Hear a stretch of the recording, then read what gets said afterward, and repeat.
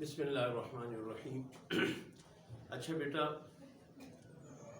آج ہم نے جو سبق پڑھنا ہے یہ میں نے یہاں پہ لکھا ہے۔ آج کا کام علامہ اقبال کا خط نمبر 2، والد محترم کے نام۔ یہ حصہ نثر میں سب سے آخری سبق ہے آج آپ کا۔ یہ خط علامہ صاحب کا جو ہے ہم ڈسکس کریں گے۔ اس سے پہلے میں نے آپ کو غالب کا ایک خط جو ہے، غالب کے 2 خطوط میں نے آپ کو ڈسکس کیے تھے، وہ ہم نے پڑھ لی ہیں، آپ کو میں نے سمجھا دیے۔ اب جو ہے یہ آج کا جو کام ہے یہ علامہ محمد اقبال کا خط ہے اپنے والد شیخ نور محمد کے نام۔ یہ خط انہوں نے جو ہے اپنے والد صاحب کو لکھا ہے۔ اصل میں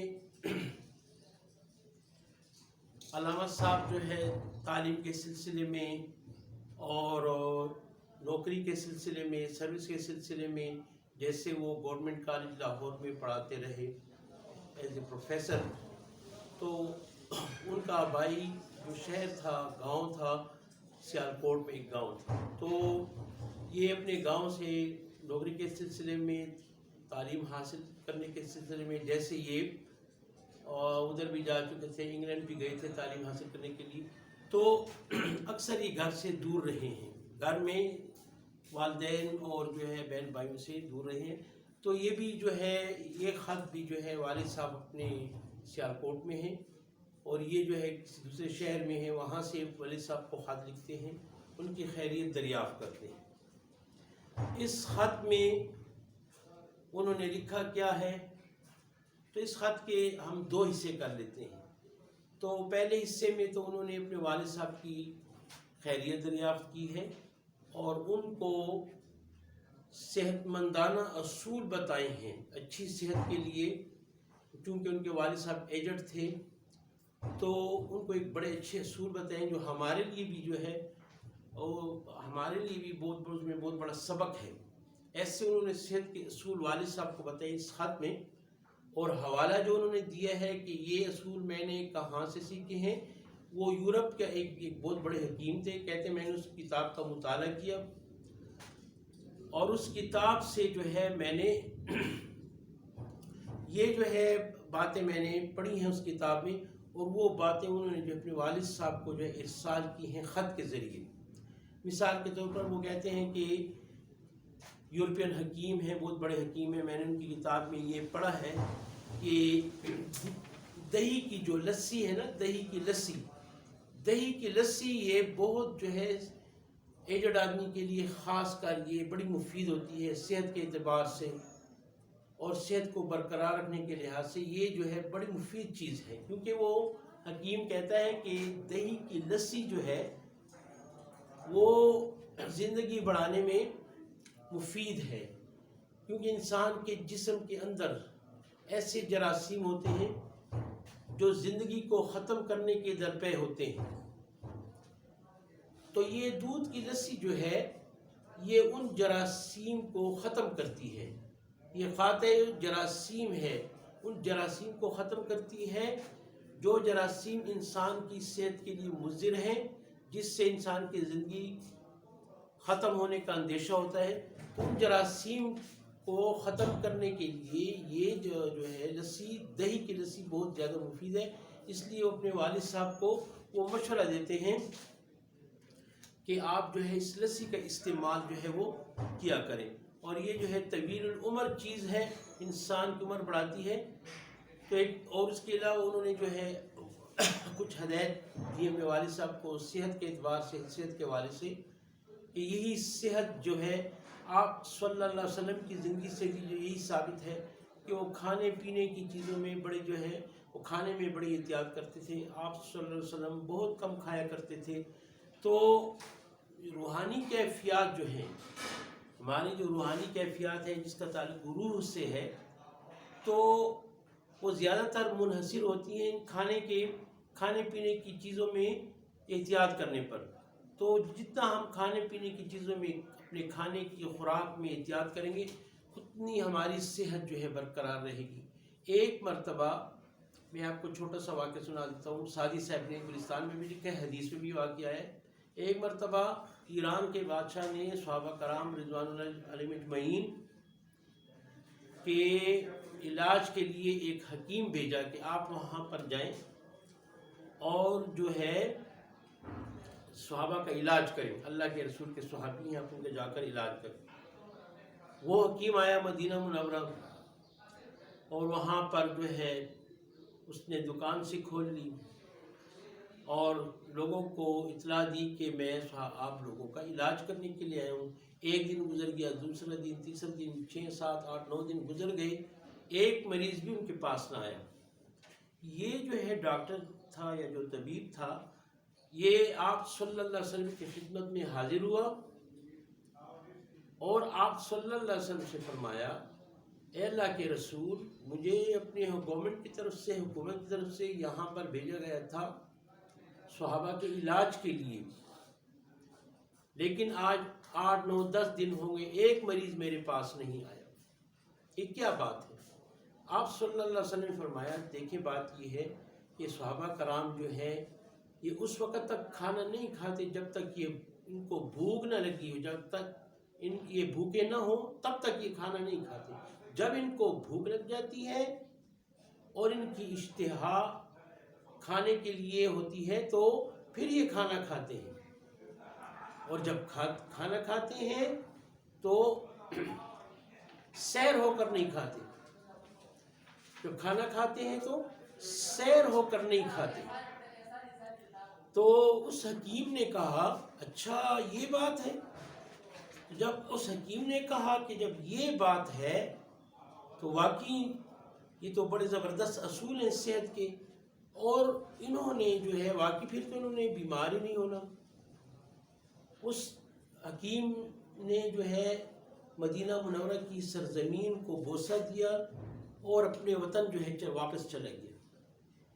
تو یہی چیز علامہ صاحب نے بھی کہا ہے کہ روحانی کیفیت کا سب سے بڑا ممد و معاون یہی کھانے پینے کی چیزوں میں احتیاط ہے، اور نبی کریم صلی اللہ علیہ وسلم کی ساری زندگی اس بات کا ثبوت ہے۔ آپ صلی اللہ علیہ وسلم نے کھانے میں احتیاط کی، کھانے میں بہت زیادہ احتیاط کی، سیر ہو کر نہیں کھایا، تو آپ صلی اللہ علیہ وسلم کی زندگی ہمارے لیے ثبوت ہے۔ تو یہی بیٹا، یہی بات جو ہے ڈاکٹر علامہ اقبال نے اپنے والد صاحب کو بتائی ہے کہ آپ ایجڈ ہیں، آپ کو آرام کی ضرورت ہے، اس کے علاوہ جو ہے کھانے پینے کی چیزوں میں جو احتیاط کریں، اس کے لیے انہوں نے مشورہ بھی دیا۔ ایک تو یہ خط کا ایک ہی حصہ ہے، دوسرا حصہ اس میں انہوں نے یہ بتایا کہ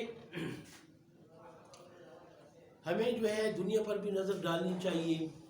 دنیا کے حالات جو ہیں ایسے ہیں کہ قحط الرجال لفظ ہے اردو میں استعمال ہے، قحط الرجال ہے، آدمیوں کی کمی ہے، آدمیوں کی کمی ہے۔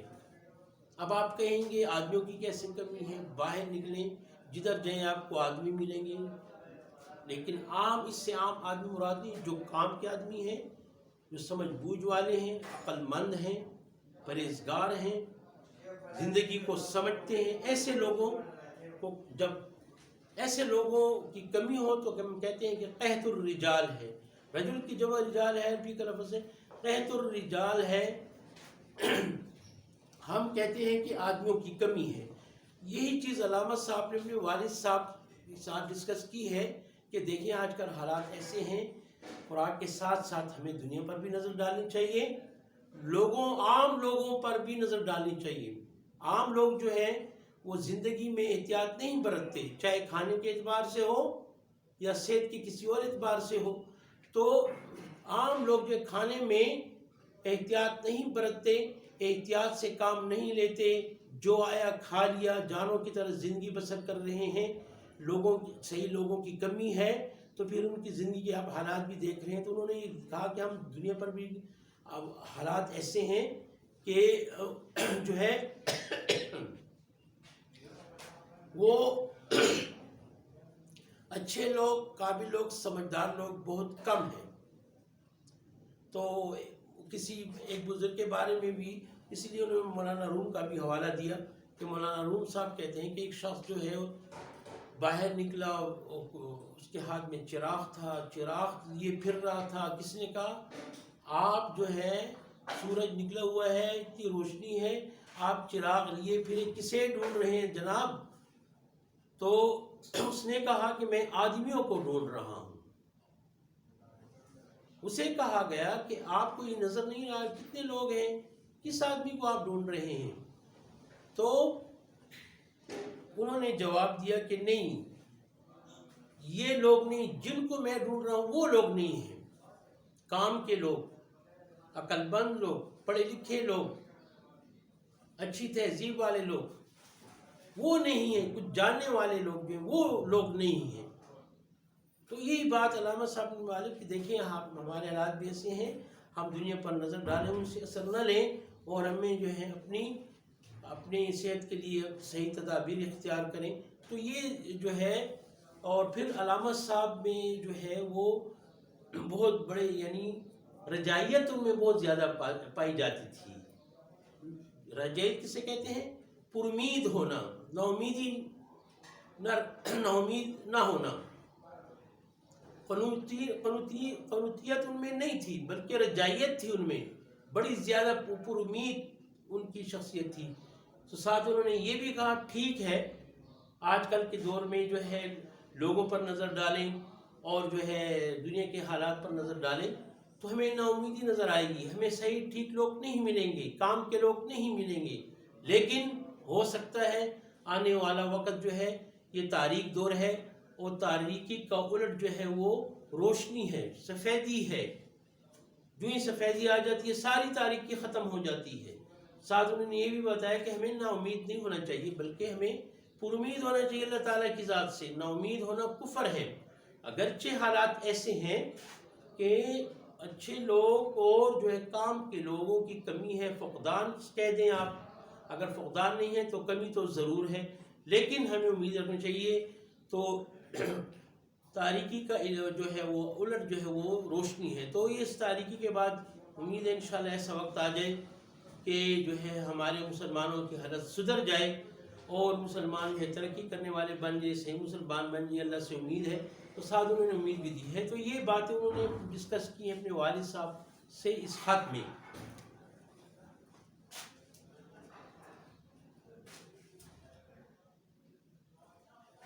تو بیٹا یہ بات انہوں نے، میں نے آپ کو اس خط کا خلاصہ مقصد بتا دیا ہے، سمجھا دیا بھی ہے کہ اس خط میں ہم نے کیا پڑھنا ہے، ہم نے کیا سیکھنا ہے، تو میں نے آپ کو اس ڈسکس کر دی ہے۔ امید ہے آپ جو ہے غور سے سن رہے ہوں گے، کتابیں کھول کر بیٹھے ہوں گے۔ بیٹا بڑا قیمتی وقت ہے اور جو امتحان آپ کے جو ہے روز بروز جو ہے قریب ہوتا جا رہا ہے، اور جو ہے امتحان کی جو ڈیٹ فکس ہے وہ قریب ہوتی جا رہی، اس لیے بیٹا جو ہے بغیر وقت ضائع کیے بڑی جو ہے پابندی کے ساتھ اسٹڈی کریں، جو یہاں پر ہم لیکچر دیتے ہیں اس کو غور سے سنا کریں اور جو ہے سمجھنے کی کوشش کریں۔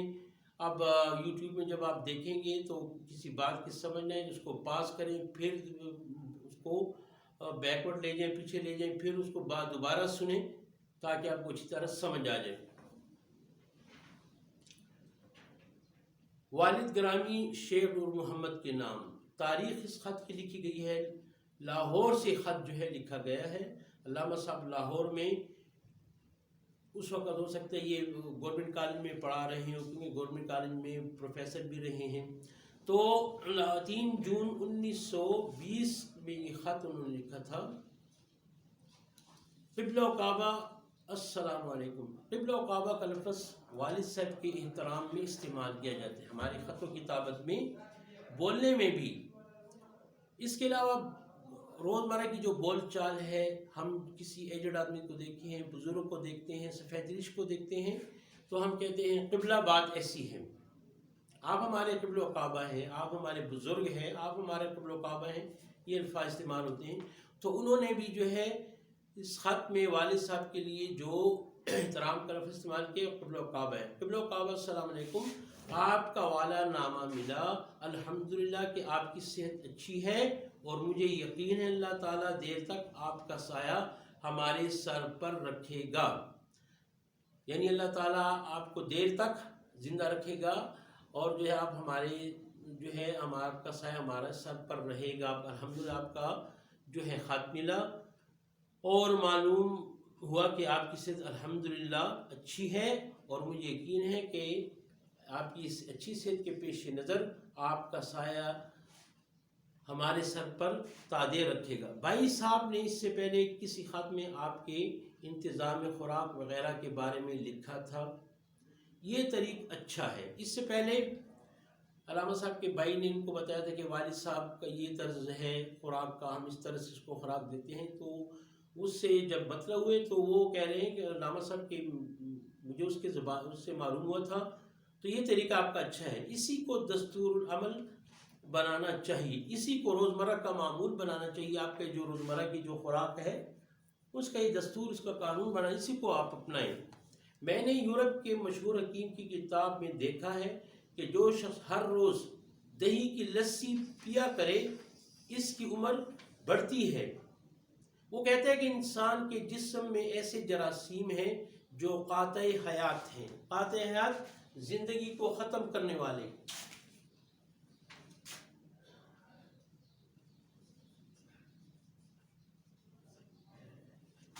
زندگی ختم کرنے والے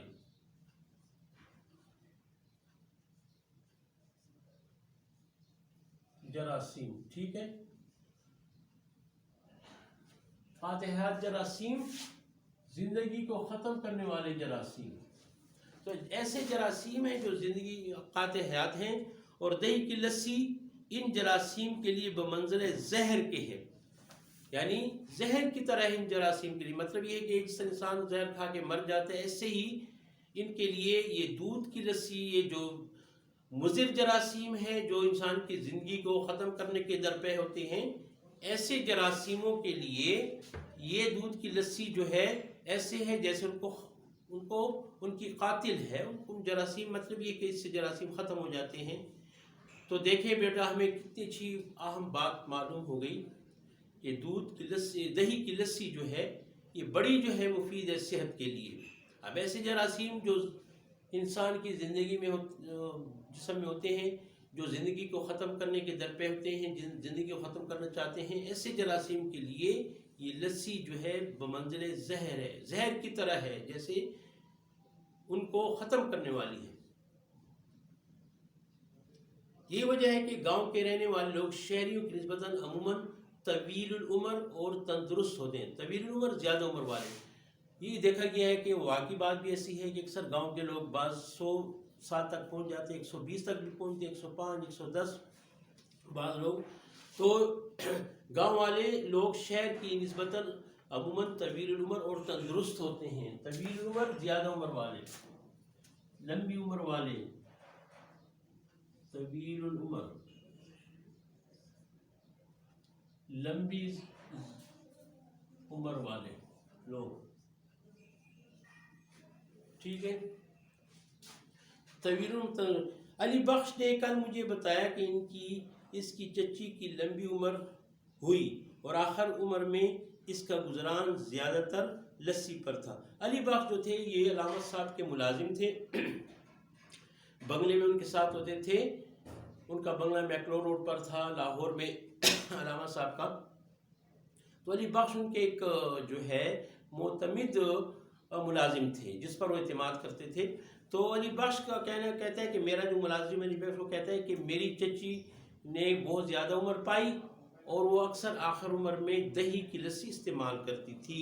اس سے بھی وہی جو ہے یورپین جو حکیم ہیں جن سے یہ بات علامہ صاحب نے جن کی کتاب میں پڑھی ہے، تو اس پر بھی ثابت ہو گئی کہ دیکھیں اس نے لمبی عمر پائی کیونکہ وہ لسی استعمال کرتی تھی۔ ترش لسی تو شاید آپ کے لیے مفید نہ ہو کہ آپ کا گلا خراب ہے، البتہ میٹھے دہی کی لسی اگر صبح پی لی جائے تو شاید مفید ہو۔ ترش لسی نہ پئیں، ترش لسی سے گلا خراب ہو جاتا ہے، اس کا تجربہ بھی کرنا چاہیے۔ افسوس ہے کہ کوئی اچھا مکان رہنے کو نہیں ملتا۔ موجودہ مکان میں جو ان لوگ جوان لوگ تو بآسائش رہ سکتے ہیں، بوڑھوں کو تکلیف ہے، ورنہ بڑی خواہش تھی کہ سال کا زیادہ حصہ آپ کے پاس جو ہے وہ میں گزارتا ہوں۔ سال کا زیادہ حصہ آپ کے پاس بسر کیا کرتے۔ علامہ صاحب کہہ رہے ہیں کہ جس مکان میں میں رہا ہوں وہ جوانوں کے لیے تو مفید ہے، آپ ایجڈ ہیں، بوڑھے ہیں، ذرا آرام دہ نہیں ہے یہ مکان، ورنہ آپ کو یہاں پر بلاتے، آپ ہمارے ساتھ رہتے تو آپ زیادہ تر آپ کے ساتھ رہتے ہم سال میں۔ ذرا ریل کا انتظام ٹھیک ہو جائے تو انشاءاللہ آپ کی قدم بوسی کے لیے حاضر ہوں گا۔ آپ کی قدم بوسی حاضری، خدمت میں حاضر ہونا، تو آپ کی قدم بوسی کے لیے حاضر ہوں گا۔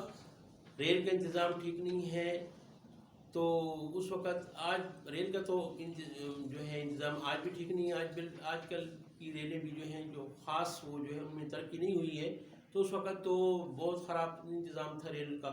تو کہتے ہیں کہ ریل کا انتظام ٹھیک نہیں، ورنہ جو ہے اب عذر بتا رہے ہیں کہ میں آپ کے ہاں آتا، زیادہ آتا، لیکن مسئلہ جو ہے وہ ریل کے انتظام کا ہے، وہ ٹھیک نہیں ہے، بڑی دقت ہوتی ہے سفر میں، اس لیے میں نہیں آ سکتا۔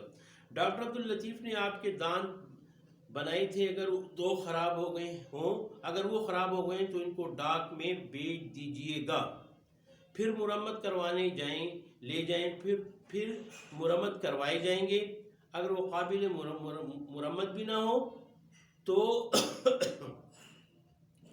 ڈاکٹر عبداللطیف کو سیالکوٹ بھیج دوں گا کہ وہاں جا کر آپ کے دانت بنوا لے۔ ان کے جب انسان عمر رسیدہ ہو جاتا ہے تو دانتوں کا بھی مسئلہ ہوتا ہے، تو ان کے دانتوں کا مسئلہ تھا۔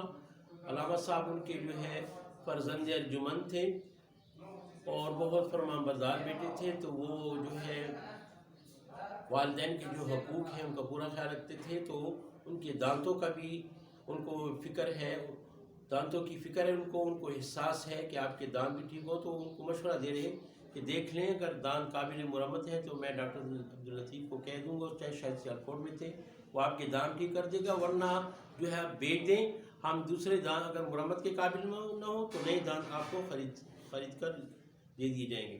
باقی خدا کے فضل کرم سے خیریت ہے، گھر سے سب آپ کی خدمت میں آداب لکھواتی ہیں، یعنی گھر میں جو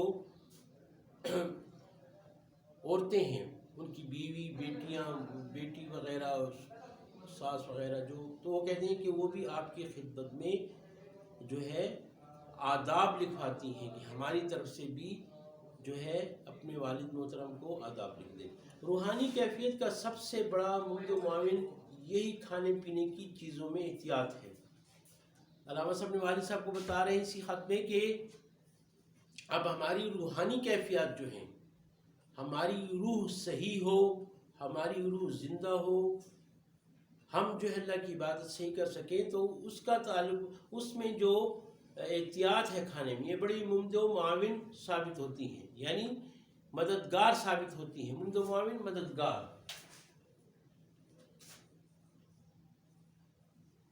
ممد و معاون،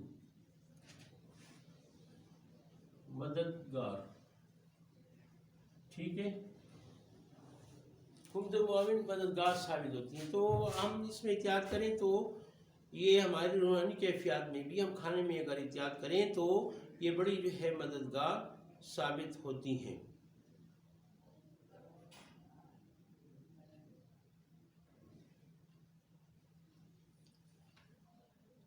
نبی کریم صلی اللہ علیہ وسلم کی ساری زندگی اس بات کا ثبوت ہے۔ میں خود اپنی زندگی کم از کم کھانے پینے کے متعلق اسی طریق پر ڈھال رہا ہوں۔ علامہ صاحب اپنے بارے میں اپنے والد صاحب کو بتا رہے ہیں کہ میں اپنی زندگی میں بھی جو ہے کھانے پینے میں بہت احتیاط کر رہا ہوں، اسی طرز پر رہا ہوں کہ اس میں کھانے کی احتیاط ہو۔ دنیا کے حالات اور عام لوگوں کے حالات ایسے ہی ہیں، ان کی طرف توجہ کرنا چاہیے۔ عام لوگوں کی نگاہ بہت تنگ ہے، نظر تنگ ہے، عام لوگ نہیں سمجھتے۔ ان میں سے بیشتر حیوانوں کی زندگی بسر کرتے ہیں، یعنی جانوں کی طرح زندگی بسر کر رہے ہیں، نہ حفظان صحت کے اصول کا وہ خیال رکھتے ہیں، نہ دوسری چیزوں کا، تہذیب کا نہ خیال رکھتے ہیں، نہ معاشرت کا، تو حیوانوں کی طرح زندگی بسر کر رہے ہیں، نہ دوسروں کے حقوق کا خیال رکھتے ہیں۔ تو دنیا کی تو یہ حالات ہیں، ان پر نظر ڈالی جائے تو اسی واسطے مولانا روم رحمۃ اللہ علیہ ایک جگہ لکھتے ہیں کہ چراغ لیک کے تمام شہر میں پھرا، کہ کوئی انسان نظر آئے گا مگر نظر نہ آیا، اور موجودہ زمانہ تو روحانیت کے اعتبار سے بالکل تہی دست ہے. تہی دست ہے، خالی ہے. تہی دست خالی ہونا. تہی کہتے ہیں خالی کو، یہ فارسی کا لفظ ہے. دست کہتے ہیں ہاتھ کو. ہاتھ کا مطلب یہ کہ خالی ہونا، خالی ہونا، موجود نہ ہونا. تو علامہ صاحب کہتے ہیں کہ موجودہ دور جو ہے ایسے لوگوں سے تو بالکل خالی ہے جو کام کے لوگ ہیں. تو انہوں نے مولانا روم صاحب کی مثال دی کہ میں سارے چراغ لے کر سارے شہر میں گھوما پھرا، انسان کی تلاش میں، آدمی کی تلاش میں، لیکن جو ہے مجھے کوئی آدمی بھی جو ہے اس سے یعنی نہ ملا. تو کہتے ہیں کہ دنیا کے حالات تو ایسے ہیں، ہمیں جو ہے اس میں لوگوں سے اثر نہیں لینا چاہیے. اسی واسطے اخلاص و محبت و مروت یکجہتی کا نام نشان نہیں رہا. یکجہتی کہتے ہیں اتفاق کو. محبت آج کل انسانوں کے درمیان جو انسان کا خاصہ ہے، انسان ایک دوسرے سے محبت کریں گے، ایک دوسرے کا خیال رکھیں گے. جانوروں میں یہ چیز نہیں پائی جاتی، انسان میں یہ چیز پائی جاتی ہے. ایک دوسرے سے محبت، ان کا خیال رکھنا، یہ انسانیت کی علامت ہے.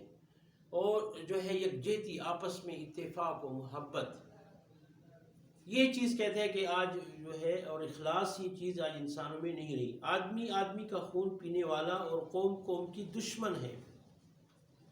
اب علامہ صاحب نے اس سے پہلے یہ بات کر رہے تھے کہ آدمی کا خون پینے والا ہے اور قوم کی دشمن ہے. آج کے دور میں دیکھیں تو یہ بات کتنے آگے بڑھ گئی ہے.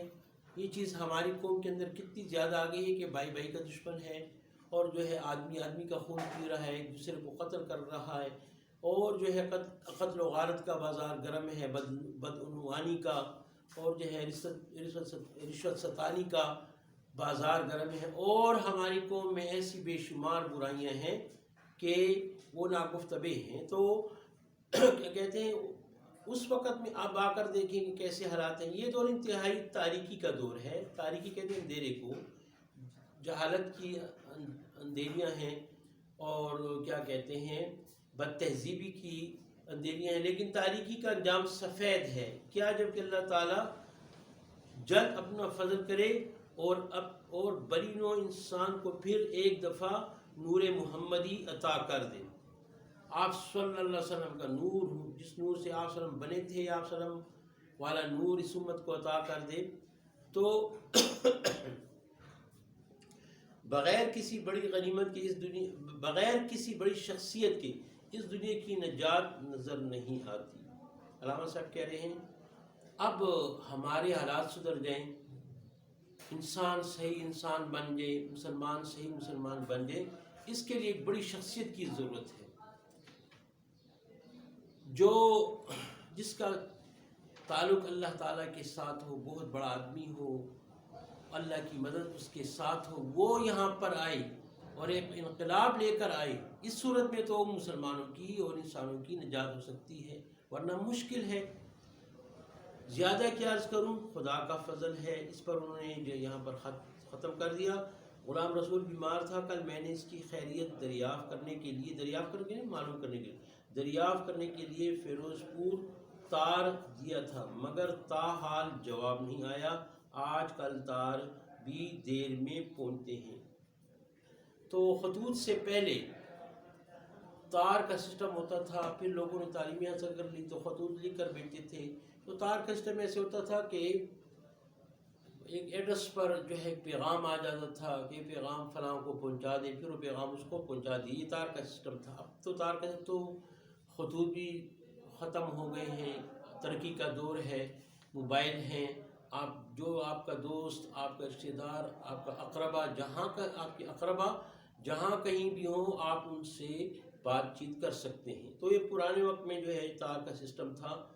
تو کہتے ہیں کہ آج کل تار بھی دیر میں پہنچتے ہیں. والسلام محمد اقبال. تو بیٹا یہ خط تھا، میں نے آپ کو ایکسپلین کر دیا. امید ہے آپ لوگ اس کو اچھی طرح سمجھ گئے ہوں گے. ایک جملہ میں نے وضاحت کے ساتھ جو ہے وہ میں نے آپ کو اس کی وضاحت کر دی. یہ لفظ ہے یکجہتی. یکجہتی کی یہ میننگ بھی لکھ رہے ہیں.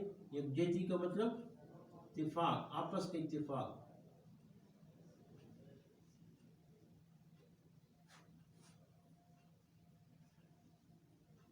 آپس کا اتفاق. ٹھیک ہے. تو یہ اسی کے ساتھ جو ہے آپ کا جو حصہ نثر ہے وہ ختم ہوا. حصہ نظم میں ہم آ جاتے ہیں